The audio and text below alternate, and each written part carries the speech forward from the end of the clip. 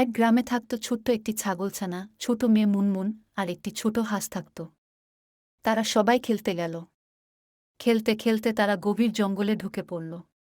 হঠাৎ মুনমুন একটি গর্তে পড়ে গেল। গর্তটি খুব গভীর ছিল, আর মুনমুন উঠতে পারছিল না। ছোট হাঁস ভয় পেয়ে গেল, কিন্তু সে হাল ছাড়ল না। সে দ্রুত নিকটবর্তী পুকুরে গেল এবং তার ঠোঁটে পানি নিয়ে এসে গর্তে ঢালতে লাগল। ছোট হাঁস বারবার এই কাজ করতে লাগল। ধীরে ধীরে গর্তটি পানিতে ভরে গেল। মুনমুন পানির উপর ভেসে উঠে এল।